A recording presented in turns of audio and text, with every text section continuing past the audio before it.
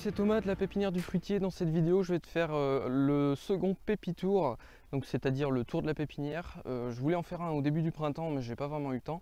Donc là, j'en fais un qui est début juillet, donc fin de printemps, début d'été. Donc là, les arbres rentrent dans une seconde phase de pousse, c'est-à-dire qu'ils ont fini leur pousse de printemps qui était basée sur les ressources du porte-greffe, les premiers ancrages des racines. Donc là maintenant on a le moteur, on a les feuilles qui sont sur les arbres et maintenant l'arbre va se construire avec les ressources qu'il trouve vraiment dans l'environnement. Donc c'est la seconde pousse de l'année, c'est une pousse assez vigoureuse normalement, surtout si on a construit une bonne pousse de printemps. Voilà, donc je vais retourner la caméra puis on va visiter la pépinière point par point. Donc on a les arbres qui auront 2 ans en fin d'année, les écussons, les greffes sur table et les porte-greffes qui seront écussonnés d'ici un mois et quelques semaines. Un mois, une semaine, enfin bref, au mois d'août. Bon, je commence avec une vue globale de la pépinière, si on voit quelque chose. Donc ici oui, à l'entrée, ici on est sur les écussons. À gauche, l'ancien parc de greffes sur table de l'année, donc j'ai repiqué les invendus qui partent sur 2 ans de culture. On est aussi ici dans le verger de Pied-Mer, comme j'avais dû l'expliquer dans le premier pépitour. Ici on a un peu de semis de porte-greffe, donc du Diospyros lotus, le porte-greffe pour le kaki. Plus bas dans la partie droite, on a des porte-greffes qui seront greffés cet été, et plus bas dans la partie gauche, on a des greffes sur table. Tout en bas, on a la serre qui devrait bientôt être bâchée. J'attends de savoir comment est-ce que je vais l'alimenter en eau, si ça va être par un forage ou un système de réserve avec de l'eau récupérée sur la bâche. Voilà, donc on va commencer le tour. Je vais commencer par le plus proche, c'est-à-dire les semis de Diospyros lotus, donc le porte-greffe pour les kakis. Donc on est ici, hop, et ça va jusque, ça fait bien 40 mètres de long, sur 3 routes, 3 lignes. Donc j'ai essayé selon les endroits, différentes densités de semis, différentes densités entre les lignes, pour voir en fin d'année ce qui va donner le meilleur résultat par rapport à l'objectif que je veux, c'est-à-dire un certain diamètre, un plan pas tordu, pas non plus étiolé, un plan fort, joli avec un beau chevelu. Bon, ça on verra à l'arrachage. Donc là ça a levé depuis quelques semaines, ça a mis un mois à lever. J'avais fait un désherbage thermique juste avant que ça lève pour griller un maximum de mauvaises herbes. Donc ça avait bien fait le boulot, mais j'ai quand même passé un petit coup de binette pour dire de casser la croûte de battance et de couper les mauvaises herbes dès que ça avait levé. Puisque biner avant que ça lève, comme au début la graine elle est comme ça par exemple, là on en a encore un qui lève. Et ben si je me mets à biner sans voir mes semis qui lèvent, je risque fortement de tuer mes semis avant qu'il lève, hein, parce qu'en fait un arbre souvent quand il germe il sort déjà un pivot, après seulement il gonfle justement sa petite tige là avant qu'elle sorte du sol, et donc même s'il n'est pas levé, en binant on peut tuer les semences, puisque si on casse la racine avant que ça lève, il y a des chances pour que ça décède. Voilà, donc ça va jusque là-bas. Ensuite on a, tiens, je vais vous faire un retour sur les greffes de kaki qui sont mitigées, bien que les chips avaient collé à quasiment 100%, c'est-à-dire mes greffes avaient réussi quasiment à 100%, mais je sais pas pourquoi, j'ai l'impression qu'il faut un tire-sève pour que ça démarre au niveau de la greffe. Donc là on a les bossons de kaki qui ont bien démarré, qui me sortent déjà des anticipés, tout ça, ce qui est vraiment sympa sur du kaki, c'est difficile d'en avoir. Donc là vous voyez c'est pareil, les branches qui sortent sur les côtés, donc on aura déjà des bossons ramifiés en première année en kaki. Mais donc quand je vous parle de tire-sève, je vais essayer de vous trouver un exemple. Par exemple ici, voilà. Donc vous voyez ma greffe qui est ici ne pousse pas, et j'avais ça sur la majorité de mes plants. Du coup je me suis dit écoutez, je vais essayer de laisser un tire-sève. Donc j'ai laissé partir des rejets puisque je n'avais plus de tire-sève, et en laissant partir les rejets, j'ai réussi à faire démarrer quand même la majorité des greffes. Sinon il y en avait peut-être que 5 ou 6 qui poussaient. Donc peut-être qu'il faut laisser un tire-sève sur les kakis pour que ça pousse. Après par erreur, des fois en ébourgeonnant, j'ai cassé des greffes. Bon, ça m'est arrivé sur quelques plants. Mais dans l'idée, voilà, ça commence à bien démarrer. Ça fait des très beaux plants. Donc, voilà, ici par exemple la variété Sheng, celle-là c'est vraiment la plus belle, qui pousse bien, droit, régulier. Ce qui est aussi impressionnant, c'est la taille des feuilles. Vous voyez un peu la taille des feuilles qui sont... C'est pas la plus grande ça, mais il y en a vraiment des énormes. J'ai un plant notamment qui a bugué. Ici, ouais. Alors lui, je sais pas pourquoi il avait plus de tête quand il poussait. Et du coup, je sais pas pourquoi il a fait une feuille absolument énorme. Elle fait presque mon avant-bras, quoi. C'est vraiment énorme. Puis c'est une texture pas sympa, quoi. C'est un peu plastique. Voilà, donc les kakis, puis on a les pieds mères qui commencent à bien pousser. Là, ça c'est un Russian Beauty. Donc là, j'aurai pas mal de greffons à prélever cet automne. Voilà, donc ça c'est pour les kakis. Donc greffes qui ont bien réussi, mais difficile pour les faire démarrer. Peut-être que j'avais des porte-greffes trop forts, donc nécessité d'un tire-sève pour faire démarrer la greffe avec vigueur et tout de suite, quoi. Parce que si elle démarre tard, forcément, on réduit la durée de la pousse. Voilà, ensuite ici on est dans le parc des écussons, donc on a 2 routes de poire, 2 routes de cerises qui étaient sur des très très gros porte-greffes. Là-dessus j'avais fait des vidéos sur le regreffage en automne. C'est assez mitigé aussi, j'ai dû faire des erreurs d'étanchéité de la greffe.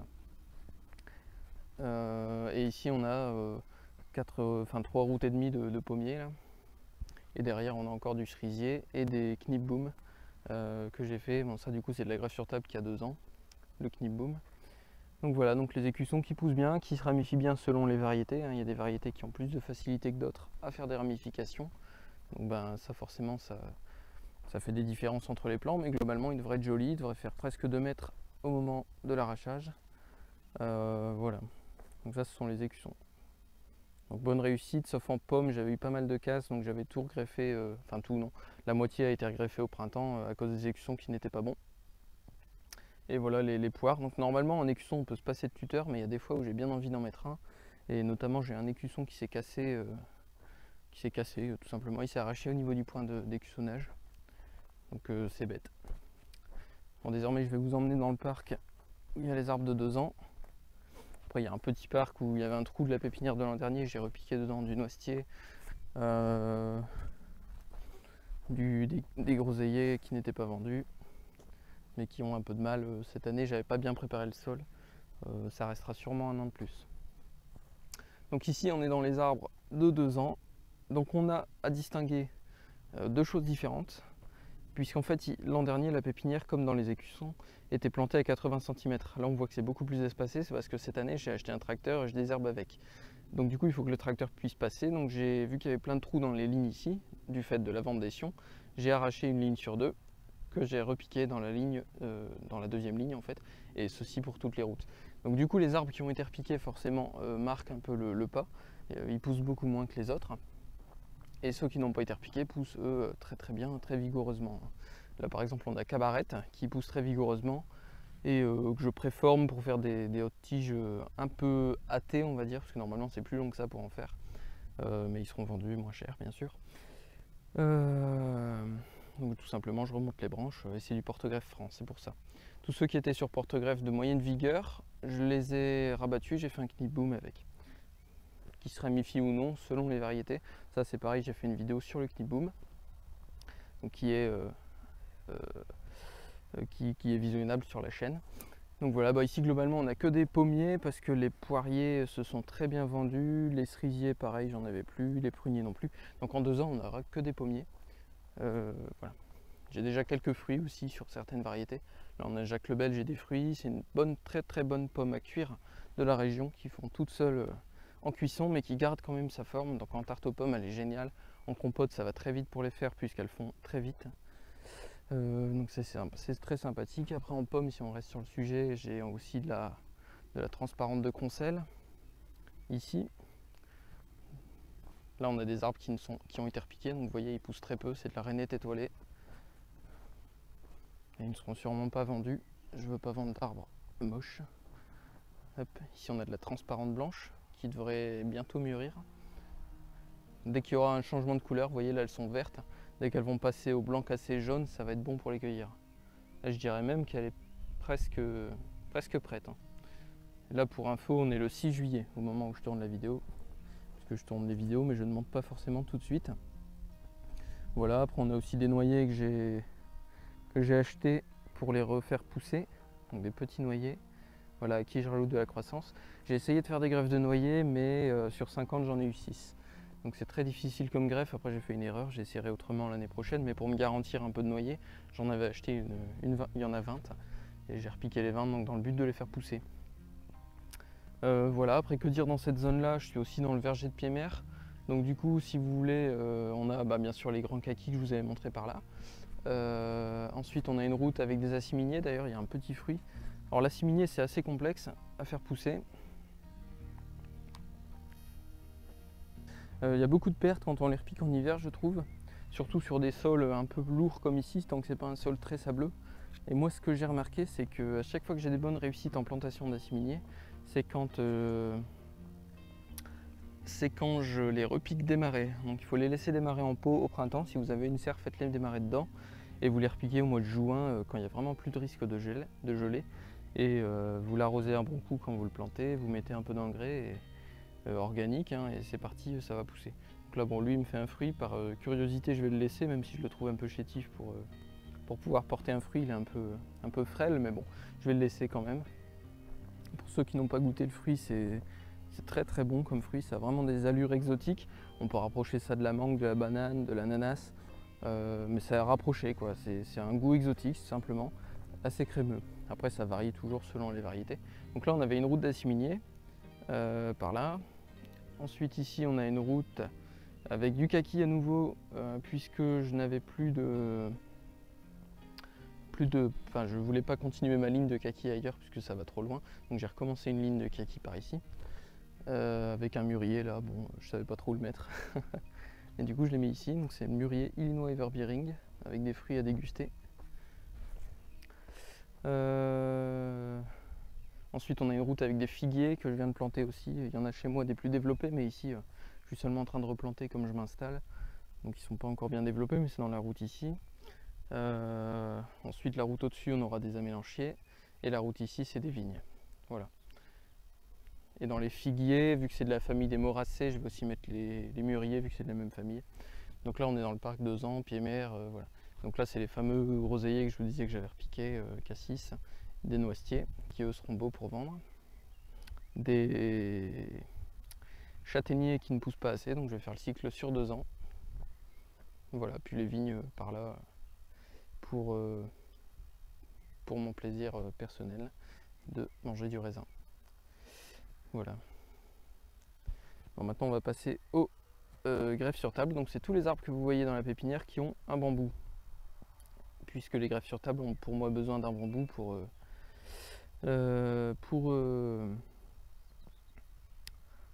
pouvoir pousser droit, puisque sinon le bois est un peu trop souple sur les greffes sur table. Donc voilà, donc on a les routes de prune où j'ai eu des dégâts de lapins comme l'an dernier. Je me suis tout fait croquer à nouveau. Les lapins raffolent du prunier, c'est très compliqué. Pourtant j'ai une clôture électrique tout le long, mais ça ne suffit pas. Après j'ai les poires, là je suis assez satisfait, elles poussent pas trop mal cette année. Donc ici c'est les poires sur la fin des pruniers, ça s'arrête là où il y a les petits bambous. Hop. Et après là on a de la poire sur tout ça. Ici on est en cognacier. Mais les poires sont sympathiquement bien, elles poussent assez bien cette année, elles sont pas trop souples. Je suis assez satisfait. Surtout que j'avais investi sur du pyrodwarf, qui est un porte-greffe assez cher, mais qui pour bien faire son travail il vaut mieux ça. Donc je suis content de ne pas rater les cultures quand on met 3,50 € par porte-greffe. Ensuite en bas il nous reste 10 petits cognaciers par là. Après on est sur du pommier et du pommier. C'est la majorité les pommiers. C'est vraiment ce qui se vend le plus parce que c'est ce qui est le plus demandé. Voilà. Donc on voit là qu'ils sont à peu près à 1 mètre dans la mesure où ils atteignent le bambou. Mais on va seulement rentrer en phase de pousse en espérant qu'il y ait un peu d'eau dans le sol, sinon ça va être plus compliqué. Mais c'est déjà pas trop mal pour des greffes sur table. Là ici on a eu des greffes de pêcher que j'ai ratées comme l'an dernier, rien qui n'a pris. Bon, ça s'écussonne plutôt, hein. J'avais en écussonné cet été, mais comme j'en avais pas de l'an dernier, j'ai voulu en greffer sur table, mais je m'y attendais, ça a raté.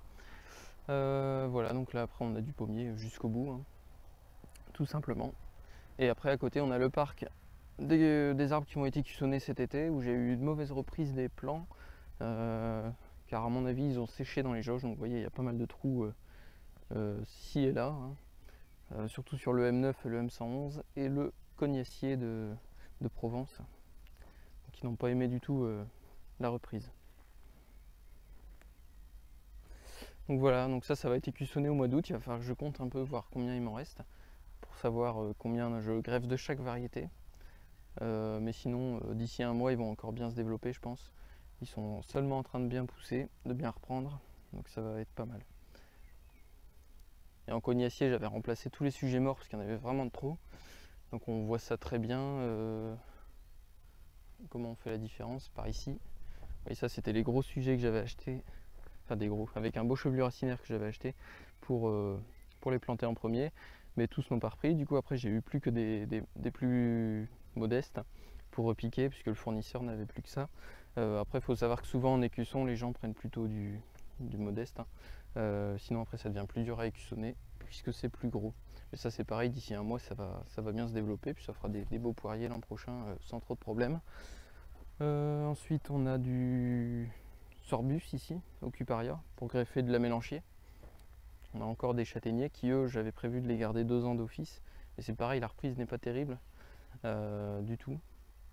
En plus c'est du marigold, donc c'est assez onéreux d'acheter des jeunes plants. C'est des marcottes très compliquées à faire, donc c'est 10 € à peu près le plant de marigold. Et tout ne reprend pas, bon après ça ira. Il y en a qui poussent très vigoureusement, mais sinon globalement il va falloir 2 ans pour faire quelque chose.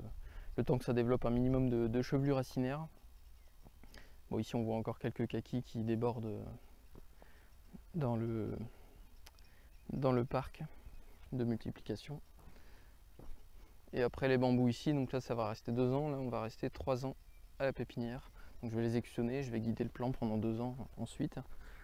Et la dernière route, ça sera de la haute tige, comme la toute première route là-bas. J'avais prévu de mieux organiser le parc, mais en plantant, je me suis retrouvé à court de place, donc j'ai dû m'organiser ainsi pour pouvoir agencer correctement la place à la pépinière. Sinon j'étais face à une impasse, on va dire. Donc voilà un peu le tour. Donc ici ça pousse pas trop mal. Il n'y a plus qu'à greffer, à faire pousser l'an prochain. Donc ça prend un peu de temps tout ça, mais au plus on attend, au plus ça fait de beaux arbres tout simplement. Bien vigoureux, avec un beau diamètre. Et essayer de les former sans bambou. C'est encore mieux. Tant que je suis à côté, je vais vous présenter ça. C'est un Pluo, donc c'est un hybride prune abricot. Il y a d'autres choses dans la génétique, hein, des prunes russes, du mirobolan, c'est un mélange assez vaste. Ça fait un fruit comme un abricot, cette variété. Et ce qu'il y a d'intéressant, c'est que ça fleurit en même temps que la mirabelle. Et ça a une fleur qui résiste encore mieux au gel que la mirabelle. Donc en fait, ça veut dire que vous pouvez avoir, si jamais chez vous, vous arrivez à avoir des mirabelles, vous êtes quasiment sûr que là, vous arrivez à avoir un fruit qui ressemble à de l'abricotier. Donc ça, il y en aura sur le site. C'est la variété Melitopolski Cherny, pour ceux qui seraient intéressés. Donc ça, j'en ai greffé une paire. Celui-là n'est pas à vendre. J'en ai greffé pas mal là-bas sur table et ça fait des plants assez jolis, assez ramifiés. En fin d'année, on devrait avoir déjà de beaux arbres avec ça. Après, j'ai une autre variété qui s'appelle... c'est toujours des noms tirés par les cheveux. Enfin, des noms qui ne sont pas d'ici. Ça vient d'Ukraine, de Melitopol, hein, une station de recherche dans le sud de l'Ukraine qui maintenant doit être sous les Russes, puisque c'est à proximité de Mariupol. Voilà. Donc l'autre variété, c'est Sierna Marula. Donc là, on a Sierna Marula, qui doit un peu plus pencher vers la prune, mais avec quand même des notes d'abricot. Et ici, on a Melitopolski. Donc on voit des plants qui sont bien ramifiés, c'est-à-dire qui ont déjà des branches. Donc ça permet de vite mettre à fruit. Et on a un axe central qui est présent ici et qui fait le tronc de l'arbre en quelque sorte, qui devrait encore se ramifier au-dessus. On voit qu'ici ça sort encore. Après, comme on va seulement rentrer dans la pousse de juillet, il y a des possibilités que ça pousse encore. Après, l'arbre a tendance à faire ça. Ça, c'est assez pénible. Donc là, je vais devoir passer les tailler pour garder un seul axe, parce que là, en gros, on est sur 2 têtes. Hein. Et le problème avec les branches comme ça, c'est le même problème sur les gobelets. C'est que ça, quand ça va grossir, les écorces là vont se pincer, enfin vont se coincer entre elles. Ça va être très fragile et l'arbre il va se fissurer en deux à cet endroit-là. Donc il faut éviter, il faut avoir des branches qui ont un angle d'insertion ouvert le plus possible pour pas avoir d'écorce qui se pince, quoi. Là c'est beaucoup trop fermé comme angle. Donc ça va se casser à long terme, c'est quasiment sûr. Dans 15 ans, l'arbre est cassé en deux et après bon, il chope des champignons et c'est fini, quoi. Et l'autre avantage aussi avec ça, c'est que ça tient beaucoup mieux aux pseudomonas et à la moniliose que les abricotiers classiques. C'est des maladies qui peuvent tuer l'abricotier lors d'années humides carrément. Donc il ne faut vraiment pas rigoler avec ces maladies-là. Donc ça, je pense que c'est un très bonne chose potentielle pour faire un fruit comme de l'abricot ici. D'ailleurs, je profite de ça pour rebondir sur la vidéo avec le livre de l'INRA sur l'adaptation des espèces fruitières au changement climatique. Ça, par exemple, ça peut être très intéressant.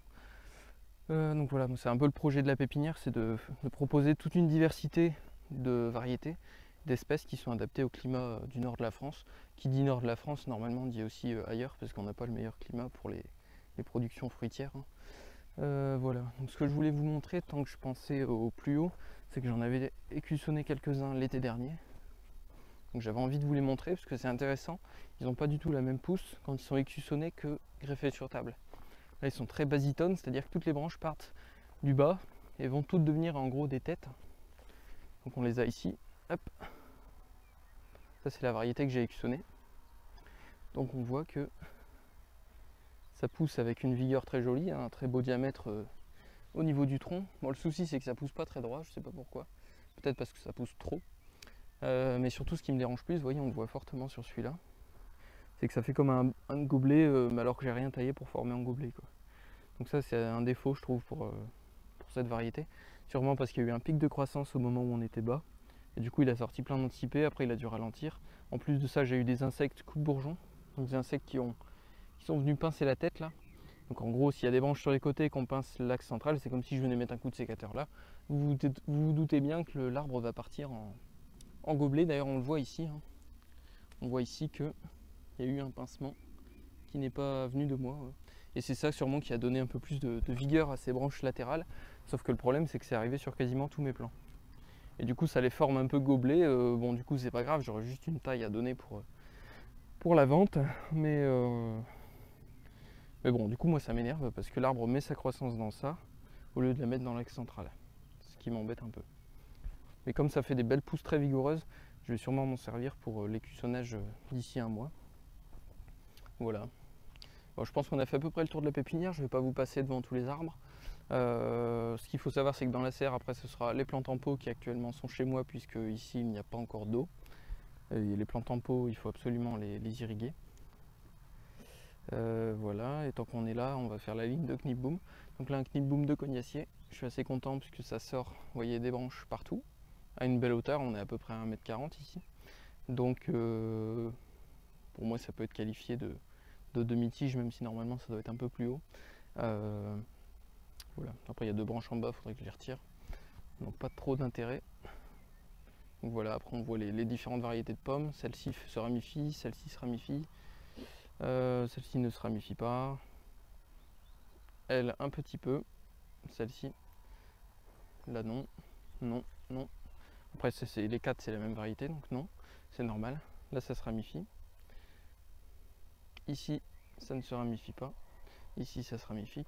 Donc voilà, on voit vraiment que ça dépend des variétés, la ramification sur les Knipboom. Après je pourrais aussi pincer la tête. Comme ce qu'il y a eu sur mes plus hauts derrière qui étaient écussonnés en fait, hein, ça force à faire des départs plus bas. Mais bon, je suis pas fan de ces techniques là, puisqu'après il faut savoir retirer une tête qui domine le reste et c'est pas forcément évident selon les variétés.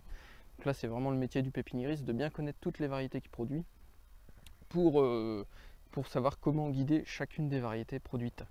Voilà, il y en a qui se ramifient très facilement, d'autres pas du tout.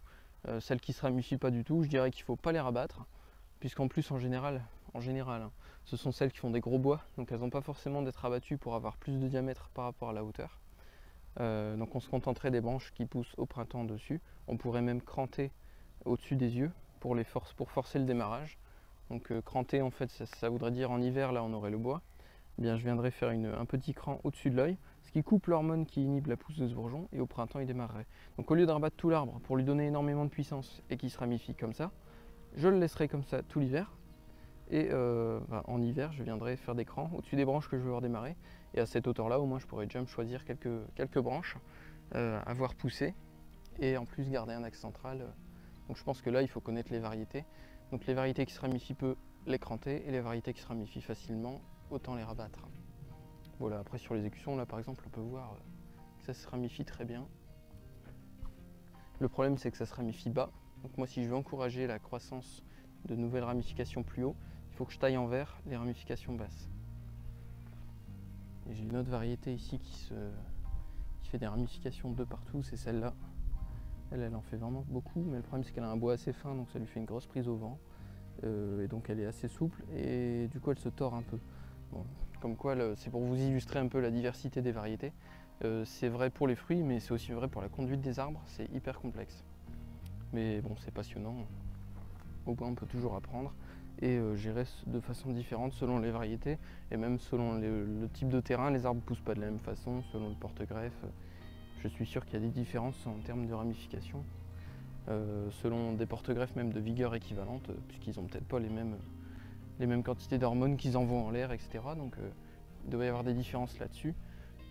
Donc bah, voilà, c'est un monde très vaste où on n'a jamais fini d'apprendre. Voilà. Bon, le pépitour du printemps, fin de printemps, début été, touche à sa fin. Si cette vidéo t'a plu, n'hésite pas à t'abonner à la chaîne YouTube, je continuerai à en faire à l'avenir, des vidéos de ce type. Donc il y en aura sûrement un en fin d'été, juste avant la vente, peut-être un en hiver, et puis après sinon globalement j'explique sur la chaîne les activités que je fais en tant que pépiniériste. Donc ça va de la multiplication, la plantation, enfin j'essaie d'expliquer vraiment tout ce que je fais dans mon métier. Donc si ça t'intéresse, n'hésite pas non plus à t'abonner à la chaîne YouTube. J'explique également ce que je sais à propos des arbres, enfin ce que je pense savoir, puisqu'on apprend toujours, on se remet en question là-dessus. Donc si jamais ça t'intéresse d'apprendre ça avec moi, n'hésite pas non plus à t'abonner à la chaîne YouTube. Et si jamais tu as des questions ou des remarques, n'hésite pas à laisser un commentaire. Je serai ravi de te répondre et de t'écouter. Et puis n'hésite pas non plus à laisser un like. Et si tu veux me soutenir, ce qui serait super, tu peux partager la chaîne YouTube ou la vidéo sur les réseaux sociaux, donc Facebook. Voilà. Bon, bonne journée, au revoir.